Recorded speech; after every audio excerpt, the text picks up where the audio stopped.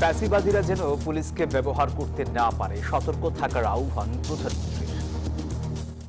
আর কোন ফ্যাসিবাদ স্বৈরাচার যেন পুলিশ সদস্যদেরকে দেশ এবং জনগণের স্বাধীনতার বিরুদ্ধে ব্যবহার করতে সক্ষম না হয়। আসুন আজ আমরা আবারও নতুন শপথে অঙ্গীকারবদ্ধ হই। পুলিশ সপ্তাহের উদ্বোধনে জনগণের জানমাল রক্ষায় সর্বোচ্চ চেষ্টার নির্দেশ। ক্ষমতায় এসে গণতন্ত্রকে গলা টিপে হত্যা করছে বিএনপি, অভিযোগ আসিফ মাহমুদের। বিএনপি তো গণতন্ত্রের কথা বলে বলে বিগত 18 বছর 17 বছর রাজনীতি করতে আমরা দেখেছি, কিন্তু তারেক রহমান ক্ষমতায় বসেই গণতন্ত্রের গলা টিপে হত্যা করছেন। গণভোটের রায় বাস্তবায়নের দাবিতে চট্টগ্রামে 11 দলের কর্মসূচি। এই যাত্রা নির্বিঘ্ন করতে সব ধরনের ব্যবস্থা নিশ্চিত করা হচ্ছে, জানালেন সড়কমন্ত্রী। নৌয়ের নিরাপত্তা, যাত্রীদের নিরাপত্তা, জানের নিরাপত্তা, নৌযান, এটা আমরা যাদের জায়গা থেকে শতভাগ চেষ্টা করে প্রতিষ্ঠিত করব। ফিটনেসবিহীন নৌযান চলাচল বন্ধের নির্দেশ। மாண்புமிகு தமிழ்நாடு முதலமைச்சராக பதவியேற்க உள்ள திரு சி ஜோசப் விஜய் அவர்களை வருக வருக என்று வரவேற்கின்றோம்। তামিলনাড়ুর মুখ্যমন্ত্রী হিসেবে বিজয়ের শপথ, নিজেকে ক্ষমতার কেন্দ্রবিন্দু ঘোষণা। ধর্মনিরপেক্ষ মন্ত্রিসভায় লুটপাট ও মিথ্যা প্রতিশ্রুতি থাকবে না। ফান্ডের অর্থ আইন প্রণেতাদের হাতে নয়, জীবনমান উন্নয়নে ব্যয় করা হবে। বিনামূল্যে বিদ্যুৎ সরবরাহ।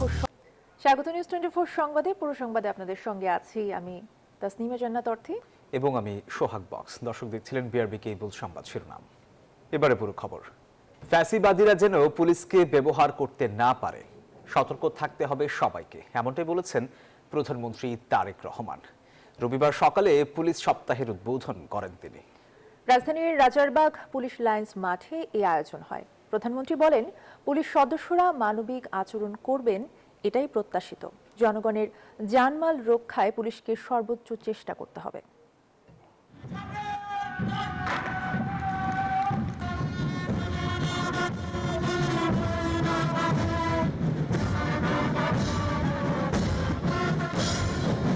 বর্ণিল আয়োজন আর কুচকাওয়াজের মধ্য দিয়ে রাজধানীর রাজারবাগ পুলিশ লাইন্সে শুরু হলো পুলিশ সপ্তাহ 2026। খোলা জিপে চড়ে পুলিশের বার্ষিক প্যারেড পরিদর্শন ও সালাম গ্রহণ করেন প্রধানমন্ত্রী তারেক রহমান। প্রধানমন্ত্রী বলেন, বর্তমান সরকার জনগণের প্রত্যাশা পূরণে কাজ করছে, আর সেই প্রত্যাশার বড় অংশ জুড়ে রয়েছে জনগণের শান্তি ও নিরাপত্তা নিশ্চিত করা। দেশের জনগণের শান্তি এবং নিরাপত্তা নিশ্চিত করা আপনাদের কার্যক্রম, অর্থাৎ পুলিশের ভূমিকার উপরেই সবচেয়ে বেশি নির্ভরশীল। আপনারা জনগণের জানমালের নিরাপত্তা নিশ্চিত করতে সাধ্য এবং সামর্থ্যের সবটুকু দিয়ে চেষ্টা করবেন, এটি আপনাদের কাছে বর্তমান সরকারের প্রত্যাশা। ভবিষ্যতে যেন কোনো স্বৈরাচার বা ফ্যাসিবাদী শক্তি পুলিশকে জনগণের বিরুদ্ধে ব্যবহার করতে না পারে, সে বিষয়ে সবাইকে সজাগ থাকতে হবে আহ্বান জানান সরকার প্রধান। এই বাংলাদেশে আর কোনো ফ্যাসিবাদ স্বৈরাচার যেন পুলিশ সদস্যদেরকে দেশ এবং জনগণের স্বাধীনতার বিরুদ্ধে ব্যবহার করতে সক্ষম না হয়। স্বাধীনতার প্রথম প্রহরেই পুলিশের রক্তে রঞ্জিত এই মাটিতে দাঁড়িয়ে আসুন আজ আমরা আবারও নতুন শপথে অঙ্গীকারবদ্ধ হই। প্রধানমন্ত্রী বলেন, নির্বাচনে বাংলাদেশ পুলিশ দক্ষতা ও পেশাদারিত্বের প্রমাণ দিয়েছে। 2024 সালে ছাত্র জনতার এক রক্তক্ষয়ী গণ অভ্যুত্থানের পরে দেশের স্বাধীনতা প্রিয় গণতান্ত্রিকামী মানুষের আকাঙ্ক্ষার প্রতিফলন হচ্ছে জনগণের রায় গঠিত বর্তমান সরকার। এবারের পুলিশ সপ্তাহের প্রতিপাদ্য আমার পুলিশ আমার দেশ, সবার আগে বাংলাদেশ। 4 দিন ব্যাপী এই আয়োজন চলবে আগামী 13 মে পর্যন্ত। মারুফা রহমান, নিউজ 24, ঢাকা। বাংলাদেশের সাথে স্থায়ী বন্ধুত্ব চাইলে ভারতকে সীমান্ত হত্যা বন্ধ করতে হবে, এমন মন্তব্য করেন প্রধানমন্ত্রীর রাজনৈতিক উপদেষ্টা ও বিএনপির সিনিয়র যুগ্ম মহাসচিব রুহুল কবির রিজভী। সকালে রাজধানীর কাকরাইলে ডিপ্লোমা ইঞ্জিনিয়ার্স ইনস্টিটিউটে আইটিবির 45তম জাতীয় কাউন্সিলে তিনি এই কথা বলেন। জানান, দিল্লিকে ঢাকার সাথে সুসম্পর্ক রাখতে হলে বাংলাদেশের স্বার্থকে প্রাধান্য দিতে হবে। ব্রাহ্মণবাড়িয়া সীমান্তে শনিবার 2 জন বাংলাদেশিকে হত্যার ঘটনায় উদ্বেগ প্রকাশ করেন তিনি। বারবার সীমান্তকে রক্তাক্ত করতে থাকবেন, এইভাবে তো একটি ভালো সম্পর্ক কখনোই গড়ে ওঠে না। দিল্লিকে অবশ্যই এই রক্তপাত বন্ধ করতে হবে। বাংলাদেশের সাথে যদি একটি স্থায়ী বন্ধুত্ব গড়ে তুলতে চান, তাহলে এই যে একটা সহিংসতার মনোবৃত্তি, এটা পরিহার করতে হবে। ক্ষমতায় এসেই বিএনপি গণতন্ত্রকে গলা টিপে হত্যা করছে বলে অভিযোগ করেছেন এনসিপির মুখপাত্র আসিফ মাহমুদ। তিনি বলেন, স্থানীয় নির্বাচনের রোডম্যাপ ঘোষণা না করে ক্ষমতাসীনরা এসেই প্রশাসক বসিয়ে নির্বাচনকে পিছিয়ে দিয়েছে। আর সার্জিস আলম জানিয়েছেন, ফ্যাসিবাদের সাথে সরাসরি যুক্ত ছিলেন না এমন কেউ এনসিপি থেকে স্থানীয় নির্বাচনে অংশ নিতে পারবেন। স্থানীয় নির্বাচনে এনসিপি প্রার্থী ঘোষণা অনুষ্ঠানে তারা এসব কথা বলেন। জাতীয় নির্বাচনের অভিজ্ঞতা কাজে লাগিয়ে এবার স্থানীয় সরকার নির্বাচনে সবার আগে দলীয় প্রার্থীদের নাম ঘোষণা শুরু করলো এনসিপি। প্রথম দফায় 8 বিভাগের 50টি উপজেলা ও 50টি পৌরসভার মেয়র প্রার্থী সহ মোট 100 জন প্রার্থীর নাম ঘোষণা করা হয়। জোট সহ বিভিন্ন বিষয়ে দলের স্থানীয় নির্বাচন পরিচালনা কমিটির চেয়ারম্যান সার্জিস আলম বলেন, জোটে নয়, স্থানীয় নির্বাচন এককভাবে লড়বে এনসিপি, আর নির্বাচনে জিতে আসতে পারবে এমন প্রার্থীদের বাছাই করা হচ্ছে। যাকে আমাদের মনে হয়েছে সবচেয়ে গ্রহণযোগ্য, জিতে আসতে পারবে, আমরা তাদেরকে রেখেছি। এখন পর্যন্ত আমরা এককভাবে প্রস্তুতি নিচ্ছি এবং বাংলাদেশে প্রত্যেকটা সিটি কর্পোরেশন, উপজেলা, পৌরসভা, ইউনিয়নে আমরা এককভাবে প্রস্তুতি নিয়ে আমাদের প্রার্থী ঘোষণা করব। আসিফ মাহমুদ সজীব ভূঁইয়া অভিযোগ করেন, সারা দেশে আইন শৃঙ্খলা পরিস্থিতির অবনতি হচ্ছে। হামের প্রকোপ বৃদ্ধি নিয়ন্ত্রণ করতে ব্যর্থ হয়েছে সরকার। স্থানীয় সরকারের বিভিন্ন পদে প্রশাসক নিয়োগেরও সমালোচনা করেন তিনি। যাদেরকে প্রশাসক হিসেবে বসানো হয়েছে তারা প্রশাসকের পদে বসে থেকে ভোট চাচ্ছেন, এবং সিটি কর্পোরেশনের প্রশাসকের কাজ নগরকে পরিষ্কার পরিচ্ছন্ন রাখা, কিন্তু তারা পোস্টার দিয়ে পুরো নগরের সকল দেয়াল ভরে ফেলেছেন। বিএনপি তো গণতন্ত্রের কথা বলে বলে বিগত 18 বছর 17 বছর রাজনীতি করতে আমরা দেখেছি, কিন্তু তারেক রহমান ক্ষমতায় বসেই গণতন্ত্রের গলা টিপে হত্যা করছেন। বর্তমান সরকার কূটনীতিতে একদিকে হেলে পড়েছে বলেও মন্তব্য করেন তিনি। শুভেন্দু অধিকারী যদি চান তাহলে শেখ হাসিনাকে নিয়ে বাংলাদেশের এয়ারপোর্টে পাঠিয়ে দিতে পারেন, তারপরটা আমাদের টেরিটরির মধ্যে আমরা দেখে নিব। নাইম আলচিকো, নিউজ 24, ঢাকা। অবিলম্বে গণভোটের রায় বাস্তবায়নের আহ্বান জানিয়েছেন 11 দলীয় ঐক্যের নেতারা। চট্টগ্রাম ইঞ্জিনিয়ার্স ইনস্টিটিউট মিলনায়তনে এক সেমিনারে বক্তব্য রাখেন তারা। গণভোটের রায় জনগণের সার্বভৌম অভিপ্রায়ের বহিঃপ্রকাশ শীর্ষক সেমিনারে প্রধান অতিথি হিসেবে উপস্থিত ছিলেন এলডিপি চেয়ারম্যান অলি আহমদ বীর বিক্রম। প্রধান বক্তা জামায়াতের সেক্রেটারি জেনারেল মিয়া গোলাম পরোয়ার। আলোচনা করবেন সুপ্রিম কোর্টের সিনিয়র আইনজীবী শিশির মনির এবং এনসিপির যুগ্ম আহ্বায়ক সারওয়ার তুষার। এছাড়া 11 দলের জেলা মহানগর নেতৃবৃন্দ ছাড়াও বিভিন্ন পেশাজীবী সংগঠনের কেন্দ্রীয় নেতারাও যোগ দিয়েছেন সেমিনারে। আসন্ন ঈদুল আজহায় ঘরমুখী মানুষের যাত্রা নিরাপদ ও স্বস্তিদায়ক করতে সব ধরনের প্রস্তুতি নিচ্ছে সরকার।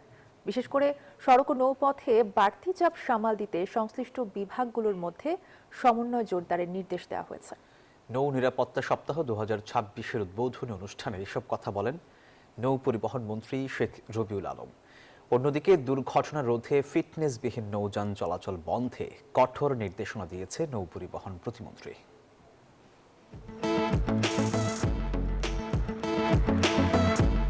আসন্ন ঈদুল আজহাকে সামনে রেখে শুরু হয়েছে ঘরে ফেরার প্রস্তুতি। প্রতি বছরই ঈদ যাত্রায় সড়ক ও নৌপথে বাড়তি চাপ তৈরি হয়, তবে সেই চাপ সামাল দিতে এবার আগাম প্রস্তুতি ও সমন্বিত পদক্ষেপের কথা জানিয়েছে সরকার।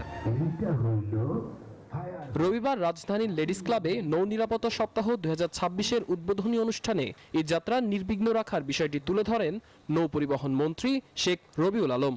বলেন, যাত্রীদের নিরাপদ ভ্রমণ নিশ্চিত করতে সংশ্লিষ্ট সব সংস্থাকে নির্দেশনা দেওয়া হয়েছে। ঈদ যাত্রা এবং পরবর্তীতে সারা বছরের নৌ যাত্রা, নৌয়ের নিরাপত্তা, যাত্রীদের নিরাপত্তা, যানের নিরাপত্তা, নৌযান, এটা আমরা যাদের জায়গা থেকে শতভাগ চেষ্টা করে প্রতিষ্ঠিত করব। এটাই হোক আজকের দিন আমাদের অঙ্গীকার। এ সময় নৌপথের নিরাপত্তায় সরকারের কঠোর অবস্থানের বিষয়টি তুলে ধরেন নৌ পরিবহন প্রতিমন্ত্রী। বলেন, ফিটনেসবিহীন ও অনুমোদনহীন নৌযান চলাচল ঠেকাতে বাড়ানো হচ্ছে নজরদারি। এই ঈদকে সামনে রেখে বিভিন্ন অঞ্চলে ছোট ছোট নৌকা অনুমোদনহীন কিছু নৌযান চলাচল করে। এখানে নৌ পুলিশের যারা আছেন, কোস্টগার্ডের যারা আছেন, আপনাদেরকে অনুরোধ করবো এই বিষয়টি একটু সতর্কভাবে দেখার জন্য। সংশ্লিষ্টদের আশা, কঠোর নজরদারি ও সমন্বিত ব্যবস্থাপনায় এবার ঈদযাত্রা হবে নিরাপদ ও স্বস্তিদায়ক। সাদমান রাফিদ, নিউজ 24, ঢাকা। রাজধানী মানেই উন্নয়নের গল্প, আলোকিত নগর জীবনের প্রতিশ্রুতি। কিন্তু কিছু গলির রাস্তা এখনো আটকে আছে অবহেলার পিছিয়ে থাকার পুরনো অধ্যায়ে। বৃষ্টি নামলেই জলাবদ্ধতা, খানাখন্দে ভরা সড়ক, আর রাতে যেখানে শুরু হয় মাদকের কারবার, সেই সাথে রয়েছে সীমাহীন দুর্ভোগ। এমন চিত্রের দেখা মেলে সিটি কর্পোরেশনের আওতাধীন ভাটারার সোলমাইদ এলাকায়। বিস্তারিত মাহমুদ হাসানের রিপোর্টে। ক্যামেরায় ছিলেন আব্দুল্লাহ মাহমুদ। দৃশ্যটি রাজধানীর ভাটারা থানার সোলমাইদ এলাকার। নগর জীবনের স্বাভাবিক ছন্দ বরাবরই থমকে যায় ভাঙাচোরা রাস্তা আর নানা ধরনের অব্যবস্থাপনার কাছে। জরাজীর্ণ এই সড়ক যেন বছরের পর বছর ধরে কেবলই দুর্ভোগের সাক্ষী। একটু বৃষ্টি হলেই পাল্টে যায় এই এলাকার দৃশ্য। জমে যায় পানি, কোথাও কাদা, আবার বড় বড় গর্ত। চলাচল হয়ে পড়ে ঝুঁকিপূর্ণ। বৃষ্টির দিনে অনেক সময় রাস্তা আর নর্দমার পার্থক্য বোঝায় হয়ে পড়ে দায়। আজকে 2-5-7 বছরের ভিতরে আমরা কোনো কাজ কাম দেখতেছি না। আর ভিতরের দিকে যাইয়া দেখেন সেলাপ রাস্তাঘাট সব উল্টাই রাখছে আজ 1 বছরও বেশি ধরিয়া। এই সব রাস্তা কারা কাজ করে, কারা পাইছে আর কে তত্ত্বাবধান করে, কোনো খোঁজ খবর নাই। রাস্তা জাম লেগে থাকে, রিক্সা গাড়ি গুড়ি বেশি আছে, বৃষ্টি আসে জলবিদ্যুৎ বেড়ে যায়, কাস্টমার নষ্ট, আমাদের ব্যবসা অনেকদিন ধরেই খারাপ যাচ্ছে। 2016 সাল থেকে 2026 ঢাকা উত্তর সিটি কর্পোরেশনের আওতায় আসার 10 বছর পার হলেও নগরায়নের দেখা মেলেনি এই এলাকায়। নাগরিক সুবিধার পরিবর্তে ময়লার ভাগাড়, জমে থাকা পানিতে মশা, আর রাত নামলেই অলিতে গলিতে মাদক। যেন দেখার কেউ নেই। স্থানীয়দের অভিযোগ, দীর্ঘদিন ধরে সমস্যার কথা জানানো হলেও দৃশ্যমান কোনো সমাধান হয়নি। ময়লা পড়ে থাকে, এমনি কাঁদা হওয়া যায় তো বৃষ্টি হলেই 3-4 দিন কাদা হওয়া পরে থাকে, মানুষ চলাচল করে পারে না। তাহলে সিটি কর্পোরেশন থেকে লাভ কি? ভিতরে কিছু খালি জায়গা আছে যেগুলোতে মাদকের আছে, এগুলো প্রশাসনকে আমরা বলবো যদি তারা পদক্ষেপ নেয় তাহলে সম্ভব। 10 বছর যাবত দেখতেছি কোনো নিষ্কাশন, মানে আমাদের খুবই কষ্ট হচ্ছে এই রাস্তাটার কারণে। যদি এই নিষ্কাশনটা হয় সেক্ষেত্রে আমাদের জন্য খুবই ভালো হবে। মাদক এলাকায় আছে, কিন্তু এটা আস্তে আস্তে দমন করতে হবে। দেখা গেছে আগে একভাবে চলছে, এখন একভাবে চলছে, এটাকে আস্তে আস্তে নিয়ন্ত্রণে আনতে হবে। বর্জ্য ব্যবস্থাপনা যেন দুরাশা। পুরো সোলমাইদ এলাকা ঘুরে দেখা যায়নি কোনো ডাস্টবিন। রাস্তাকেই মনে হবে ডাস্টবিন, আর পাশে দিনে দিনে গড়ে ওঠা ময়লার ভাগাড়। হ্যাঁ, ট্যাক্স তো আমরা দিতেই আছি, কিন্তু ট্যাক্স দিতে আছি, ট্যাক্সের কোনো উপকার পাইতে আছি না।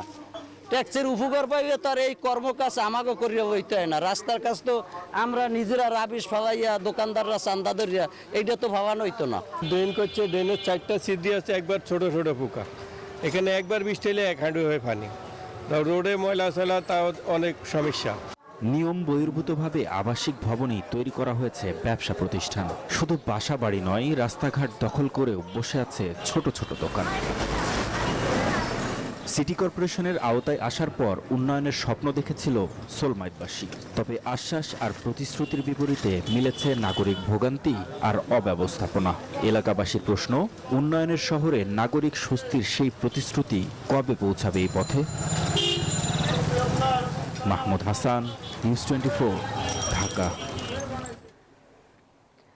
গাজীপুরের কালিয়াকৈরে গরু চুরির অভিযোগে গণপিটুনিতে নিহত হয়েছে 3 জন। সকালে বাগচালা গ্রামে এই ঘটনা ঘটে। স্থানীয়রা জানান, বাগচালা গ্রামে বেশ কয়েকদিন ধরে গরু চুরির ঘটনা বেড়েছে। রোববার রাতে একদল লোক ট্রাক নিয়ে গরু চুরি করতে আসে। এ সময় তাদের চারদিক থেকে ঘিরে ফেলে এলাকাবাসী। এ সময় বেশ কয়েকজন পালিয়ে গেলেও 3 জনকে গণপিটুনি দেয় তারা। এতে নিহত হন ওই 3 জন। এই ঘটনার সত্যতা নিশ্চিত করেছেন কালিয়াকৈর থানার ভারপ্রাপ্ত কর্মকর্তা শহীদুল ইসলাম।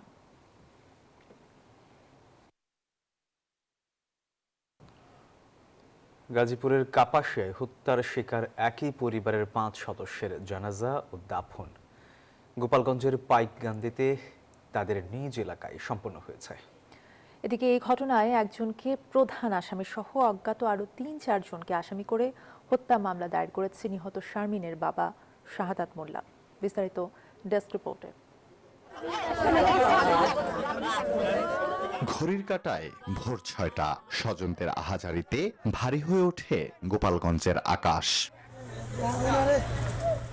আইনি প্রক্রিয়া শেষে গাজীপুরে নিহত 5 জনের নিথর দেহ 2 লাশবাহী অ্যাম্বুলেন্সে পৌঁছায় গোপালগঞ্জ সদরের পাইককান্দির উত্তরপাড়া ফকিরবাড়ি গ্রামে। মরদেহ দেখতে ভিড় করে এলাকাবাসী। ঘটনার সাথে জড়িত ঘাতক স্বামী ফোরকানের ফাঁসির দাবি জানান তারা।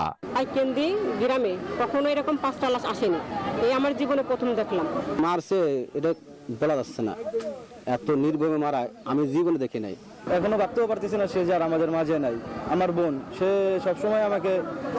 আমাকে সবসময় ভালোবাসতো। খুনির আমরা বিচার দ্রুত চাই, আর তার সাথে যে কারা হাত আছে কারা জড়িত এর বিচারও আমরা চাই। গোসল শেষে বেলা 11টার দিকে পাইককান্দি পঞ্চপল্লী মাদ্রাসা মাঠে জানাজা নামাজ অনুষ্ঠিত হয়। পরে বেলা 11:30টার দিকে উত্তর চরপাড়া কবরস্থানে তাদের দাফন সম্পন্ন হয়।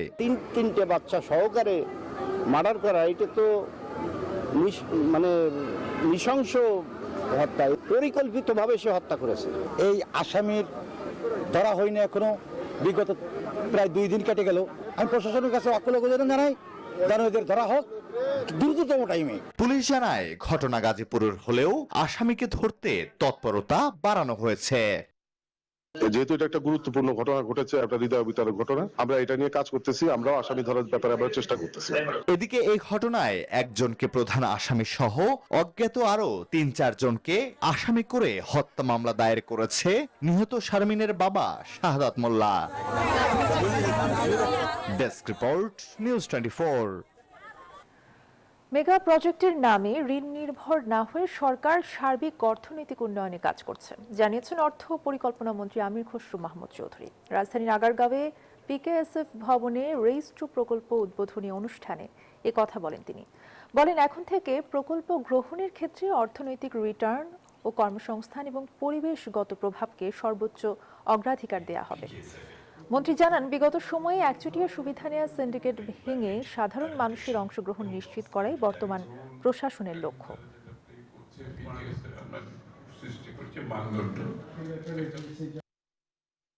বিগত দিনের বিভিন্ন অলিগার্কিক এবং পৃষ্ঠপোষকতার অর্থনীতির কারণে সাধারণ মানুষ দেশের অর্থনীতিতে অংশগ্রহণ থেকে বাইরে থেকে গেছে এবং কিন্তু দারিদ্রতা বাড়ছে, এখনো বাড়ছে দারিদ্রতা। সুতরাং আমাদের প্রথম প্রোগ্রামগুলো যেটা আমরা নিয়েছি সেটা হচ্ছে সোশ্যাল প্রোগ্রাম, আমাদের কনসিডারেশনের মধ্যে আছে। এর আপনারা দেখছেন ফ্যামিলি কার্ড ইজ ওয়ান। এবার আন্তর্জাতিক সংবাদ। শপথ নিয়েই ধর্মনিরপেক্ষতা, নারীদের সুরক্ষা ও বিনামূল্যে বিদ্যুৎ সরবরাহের অঙ্গীকার করলেন তামিলনাড়ুর নয়া মুখ্যমন্ত্রী থালাপতি বিজয়। বললেন, ক্ষমতার কেন্দ্রবিন্দু তিনি। চেন্নাইয়ের জওহরলাল নেহরু ইনডোর স্টেডিয়ামে সকালে শপথ নেন টিভিকে দলের প্রধান বিজয়। দক্ষিণী সিনেমার এই সুপারস্টারের মন্ত্রিসভাতেও রয়েছে চমক। এদিকে রাজ্যের নয়া শাসককে অভিনন্দন জানিয়েছেন প্রধানমন্ত্রী নরেন্দ্র মোদী। তবে সরকার টিকিয়ে রাখতে 13 মে আস্থা ভোটের মুখোমুখি হতে হবে নয়া মুখ্যমন্ত্রীকে।